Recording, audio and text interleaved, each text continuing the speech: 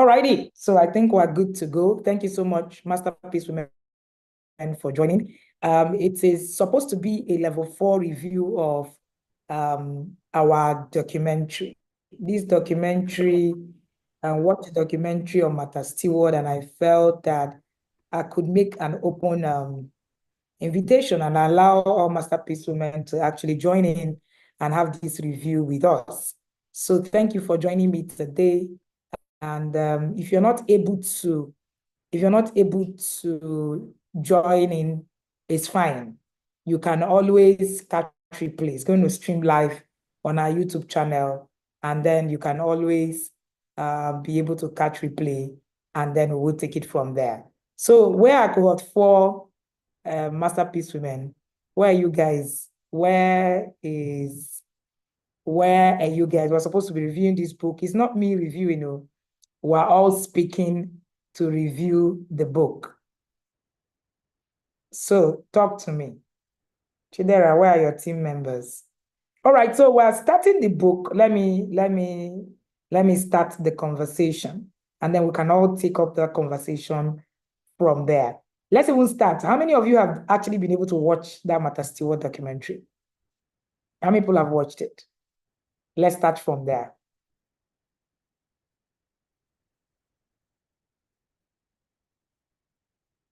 I can't see comments. What's popping? Let me see. Well, just chat in the chat group and say I've watched it. Amarachi, okay. Ollie says yes, we're here. Okay. No, how many people have watched Martha Stewart? That's what we're here to review. This is a very short, sharp kind of class, all right, that we're having just to be able to actually put context to this conversation, and then we'll, walk through it from there.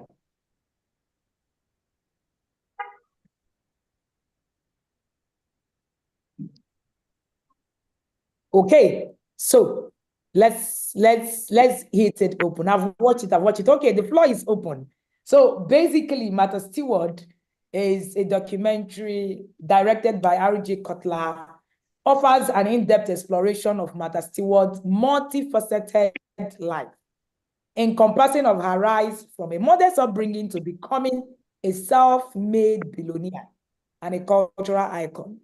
It delves into her career milestones, her personal relationship, her legal challenges, and her enduring influence on homemaking and lifestyle. She's reputed to be the first influencer. Please stay muted, guys. She's reputed to be the first influencer, all right? And that is why we're actually studying, or that is why we have actually studied her, okay? In cohort 4, this is the first time we're actually sitting down to say we want to study Martha Stewart and want to actually have a review, a short review on her life. So if you want to start inside, the things that you've seen about this documentary, and all of that, let's go. Key insights, lessons. I took my lessons from this conversation, a whole lot of it. So if you want to start, if you want to speak, please just indicate by raising up your hand. Mary, you're already here. Okay, I just finished the conversation with Mary now. And we're just both together just a few minutes ago. Okay. So if you have something to talk about, cohort 4, you're leading the conversation. We're just here to come and tap from your wealth of knowledge. So if you have something to, please, if you don't have your videos on, you know how we do it. It's okay. You can always log in later. So if you have something to talk about, okay, some people might be at work. If you have something to talk about, please raise your hand and tell us what it is.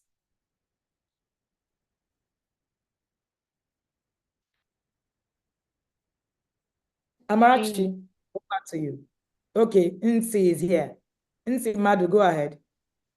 Good evening, everyone.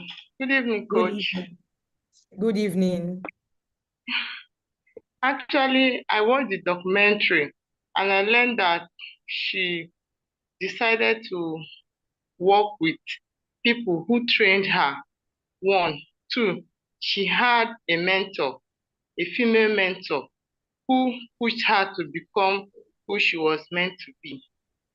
However, she faced so many opposition, but because she was focused, she was able to overcome those oppositions. What is Also, that she one worked, thing that you picked from that documentary? One thing you learned that spoke to you? she had a mentor who pushed her to become the woman she wanted to be. That's your most powerful takeaway. Yes, ma'am. All right. So who else is going next? Do you want to still speak more on it? No, ma'am. Okay, thank you. So who else is going next? What for? Talk to us.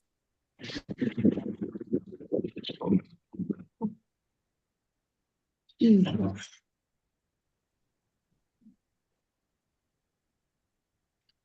it only Amarachi that is here?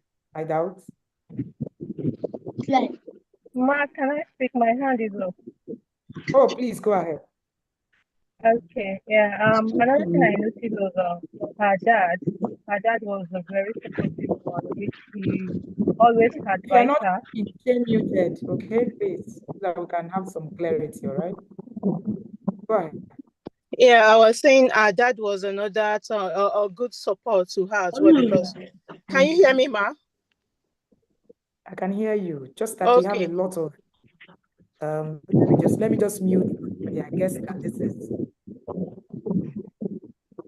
Master Beast women, please now. Put yourself together.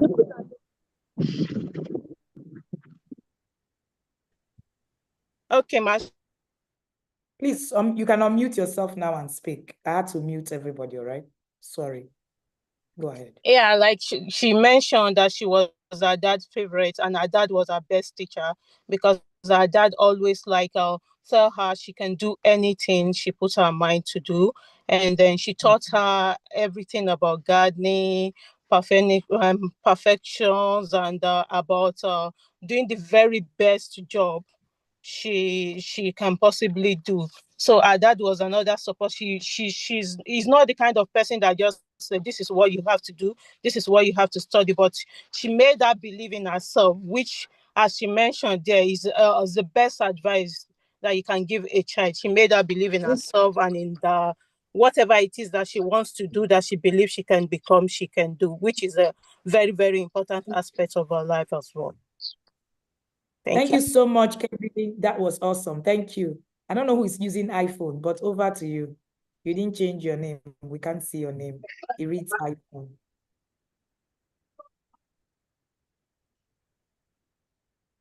Go ahead, please. Sorry, it's Anwa. I didn't know that was a change. So what I took away from the documentary was that one, Martha Stewart had a great relationship with her dad, which helped her to become the woman that she became, or the woman that she is right now. Her dad always told her that she could do whatever she put her mind to. And she had a lot of passion. She had a lot of drive. And she just didn't sit on it. She picked it up and succeeded in everything she did. When she was in the stock market, she did her best. She stood out. When she was in corporate, she stood out. And then when she came home, when she felt that her daughter, she wasn't there for her family, she decided to take a step back and went home. And even in the course of that, she didn't just sit down. She started gardening. She started doing a lot of things that she had interest in. And that was when the culinary aspect of her came out, and she started this business that had made her the first billionaire, self-made billionaire at that time. And also she believed in herself. She had confidence in herself. She didn't believe in playing low. She just believed that she had the ability and capacity to carry whatever she put her hands on. She wasn't perfect. She had her flaws, but she didn't let it overshadow her to play down on herself. In as much as she had weaknesses, she didn't let it bring her down in any way. She just built on her strength and kept going. her life wasn't perfect, and nobody's life is, but she was able to let us see that her strength was bigger and more than her weaknesses, even as she tried to work with it from time to time. That was my biggest takeaway. All Thank right, you. great. Thank you so much. Talk to us, Rejoice. All right, good evening, Coach. Good evening, everyone. I'm Rejoice Uche, and from the documentary, there was a lot of takeaways, but I had three major things that I held on to. One was her relationship with her father, which was something that sprouted her up to the successful person she became.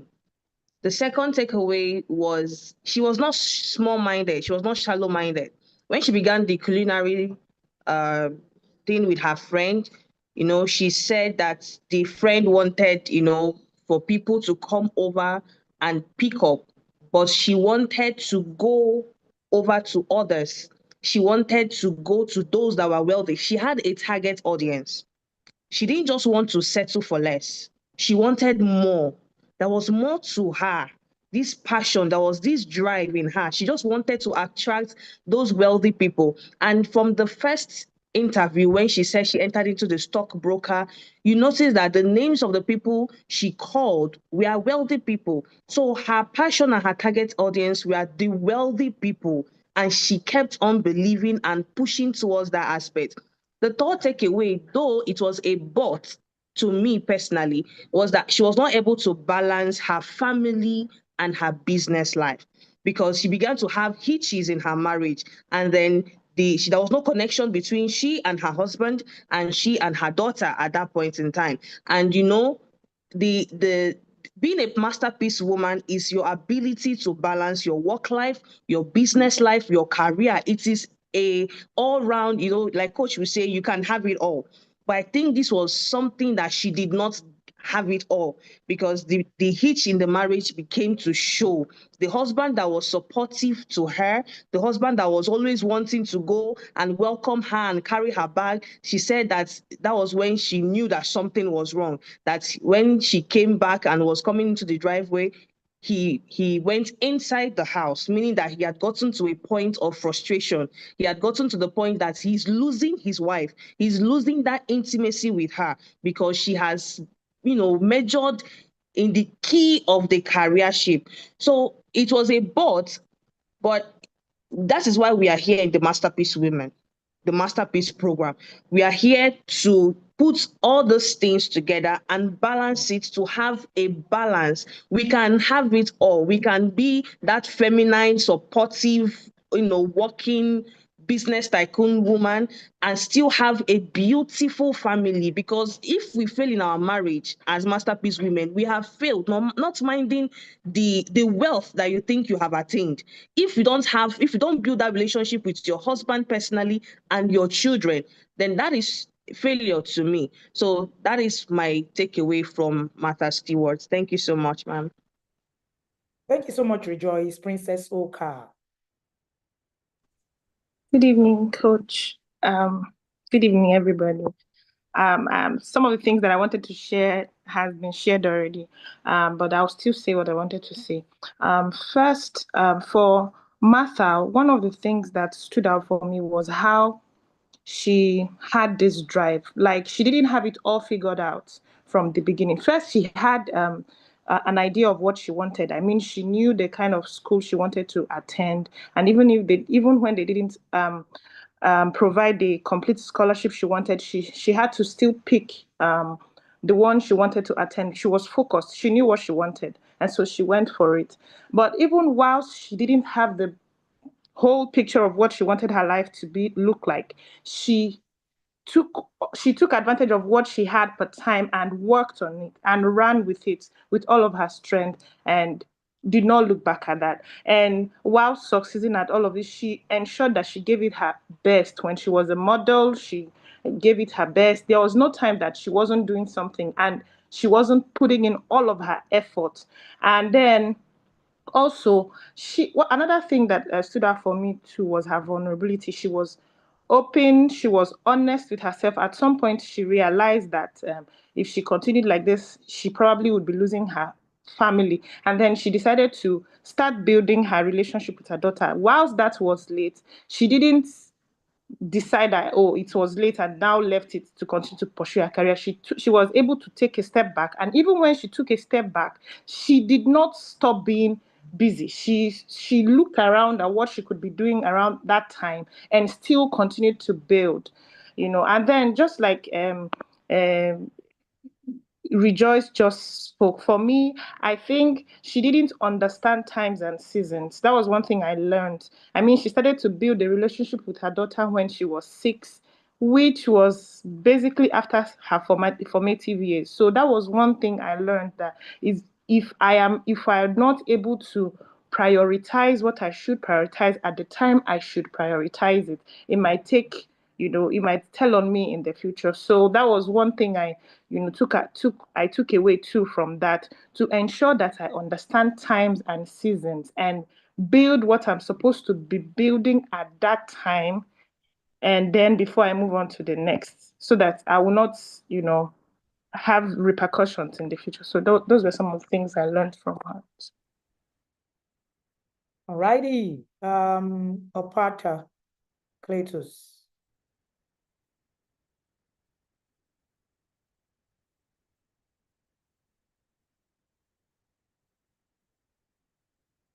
We're waiting for you, ma'am. If you're not ready, you need glove, please, you can go ahead. Good evening, all. All I saw was a woman who is just an ordinary messenger. Your audio is poor. We can barely hear you, ma'am. You need to fix that. We can barely hear you. Okay. For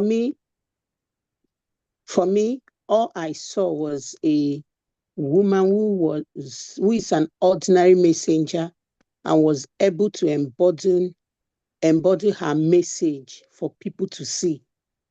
That was why she had maybe clashes of then labeling her a perfectionist, a rude person, because though I see her passing her message in a way so that the public will be able to know that this is what I embody, so that anytime they see Martha Stewart, they will be able to know that this is what Martha Stewart is all about. And also saw a woman who is so confident because she had a father figure behind her back. Just like what you say, show me a lady standing tall and high, and that will show you a father beside such person. Thank you. All righty. In a few minutes, I'm going to give a rundown of what it is that this documentary did for me, and I hope that you are able to also take some insight from it and then take lessons. Review of Martha Stewart. I call it a documentary of mastery, resilience, and reinvention. So Martha Stewart is a powerful testament that the act of reinvention, discipline, and the pursuit of excellence is a thing. It's a story of a woman, and I need everybody to go and watch that whole series. It's going to change your life. Now, this story is a story of a woman who redefined homemaking. She transformed the way that the world was looking at lifestyle branding. What she did was she carried lifestyle branding and she built an empire from a sheer grit, intelligence, and a relentless drive for success. Her drive for success was something else. Now, this actually offers us lessons on resilience, on leadership, on vision. This is challenging us to think about how we show up. When you look at that documentary, that woman showed up without an excuse. Who watched where she went? She was dragged to court. She had a legal issue, lost everything. She came back like a king. That was my best part. As in, she came back and took the world by storm. Like, how do you do that? It just for us to think about showing up. It reminds us that mastery is a journey. It's not a destination. It's not a destination. We're not getting there. We're on our way. Now, here are my key insights and lessons from Martha. Mastery takes work. It was Bishop Oyedepo that said, show me a person who do not do the work, and I will show you someone who is going to suffer eventually. Most times we actually think that this thing is about just, there's a shortcut to it. Somebody once asked me, Coach, how do you do this? Can you find a way to just, become that person, without having to? It's very overwhelming. There's no other way. You will never find a high flyer who is not a hard worker. That's the words of Bishop Oyedepo. In any field. If you are not a hard worker, you are headed for a hard life. It's as simple as that. So there's nothing like there's a way I'm going to do it. There's a way I'm going to do it. And I'm going to start to see some other way, or maybe, God, just show me how I will not show up. All right? Show me how I will not show up, and I will be there. You can't get there without showing up. It's impossible. That journey proves to us that, excellence is cultivated through attention to detail, dedication, and continuous improvement. She never settled for what is good enough. She pushed for mastery in everything she did. Did you see when she even came back as an influencer in this new age? She came out with everything in her. In our own lives, are we settling for mediocrity, or are we pushing for mastery? Mastery is how you show up on a daily basis. Mastery is not how, when I get there, I will now become. No, it is showing up on a daily basis. I probably would have been in more than 5 classes today. I had just finished a class right now, a session. I have been in one session to another, and this is not my last session for the day. I still have one small little session on IG before I shut down my day. Showing up. It's easy to come and cover. When people say, I tap into grace, I don't know what that means. Grace is hard work. Stop tapping. There's nothing to tap. I want to tap into the grace. I want to tap. What are you tapping into? Stand up and walk. You are tapping. What do you need to tap? You just need to show up. That's all. That's why Paul the Apostle said, I have grace, yes, but I walk more than you all. That's it. Number 2, I saw the power of reinvention. The power of reinvention. Reinvention is the key to longevity. Did somebody get that? Martha didn't just build a brand. She adapted through different eras. For every challenge, for every cultural shift, she was adapting. Even after facing public scrutiny and legal battles, she came out stronger. She proved that no one past actually defines their future. That was a big definition of your past does not define your future. This I'm reading to you from my notes. This is my notes on Martha Stewart. That's what I'm reading to you from. So I took notes. I don't watch movie and just because I want to watch movie. No. But I want to watch documentary. I watch and I take notes. That's how you should watch. Don't watch it on your bed and be and say, wow, Martha Stewart, wow. Is that how she did it? Look at the way they even dragged her. Hey, they even brought her out. Hey, now wow, people are wicked though. This one is so strong. Wow, strong woman. I've never seen a woman like this. If you are still in that place, you are joking. Complete joke. That's what you're doing. You are joking. So, one of the things that she did is that she adapted through different eras. Are you allowing setbacks to define you? Are you using them to fuel your next chapter? Your next chapter is all about the things that happened to you, how it happened to you. You are always clamoring and trying to drag sympathy. Nobody really cares. Have I ever told you this before? Don't be deceived. Nobody really cares. Trust me when I say so. Just like when people say, hey, I don't know if I wear this thing to work today. Will people know I've worn it before? Nobody can even really see you. Honestly speaking, I wore one cloth 1 year to church. I don't even have told this story before. And I was in church wearing the clothes many years ago, 16 years ago, we were building our first house. When I told that story to my closest of friends, they didn't believe it. They didn't notice. Nobody will notice. Nobody can see anything. Nobody can see you. Nobody really cares. I say it again. So don't be deceived. Don't be clamoring for sympathy. Nobody can see you. Nobody is really, all those say, yeah, sorry, hey, yeah, they don't really care. Trust me. They really do not care. So are you allowing setback to define you? Why not begin to use them to fuel your next chapter? Number 3, I saw the boldness of a woman who knows her worth. She said, I never wanted to be just the best woman at something. I wanted to be the best, period. She just wanted to be the best. Martha refused to let gender stereotypes limit her ambition. She took up space in boardrooms. She took up space in television. She took up space in publishing. She took up place in business on her own terms. On her own terms. Are you shrinking yourself so that you can fit into the society's expectation? Or are you boldly claiming your place at the table? I had a conversation with someone that was close to me recently. And I said to the person, I don't think you like wealth. You are afraid to be wealthy. The person looked at me and said, what do you mean? I said, because you are afraid to actually get yourself off so that people will not say, so that's how you are now. You are shrinking yourself so that you can fit into the relationship you already have. You just want to shrink.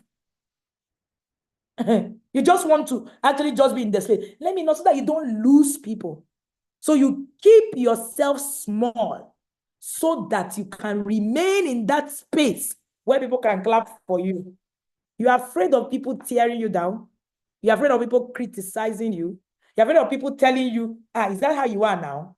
You are afraid of the change. You are afraid of changing. You are afraid. You are afraid of actually moving from where it is that you are to the next place. You know, our theme of the retreat is there is a place called there. Some of us don't want to live here. So that, see, God will not even do anything here except you go there. Go and ask Elijah. He told him, he said, the ravens are there to feed you. He told Abraham, he said, leave this place and go there. Leave the place and go there. Why didn't he bless Abraham where he was? Is it that God cannot bless people where they are? There is a place called there. There is a reason for that. So, are you shrinking yourself to fit into the society's expectation? Or are you boldly claiming your place at the table? You know, I was listening to Bishop Oyedepo and he said something. He said, when people were telling me, he said, just take it easy, take it easy. Your own is too much. Just take it easy. He said, if I had taken it easy, would you have known me? In fact, I almost screamed when I heard it. If I had taken it easy, would you have seen me here? You wouldn't have seen me. I wouldn't have been here. You wouldn't have known who I am. So what does take it easy mean? In quotes. No, everything is not fire. Oh, don't just say, you won't have seen me. So don't allow people to define to you how to fit into your calling. They write your chapter for you and you allow them write it. Number 4, she turned passion into profit. All these I'm passionate about. I had a session with a masterpiece woman today. And she finished giving me, I always have lofty, masterpiece women always come with lofty ideas, very lofty, very long line of list of how eventually the thing will look nice on paper. I don't get bamboozled with nice on paper. You need to tell me how will you make money from it? I'm not afraid of asking you how you make money because you paid me to come and meet me. I don't understand. So why are you afraid of making money? For you to have a session with me, you paid me. So why won't I ask you how you're going to arrive at making money?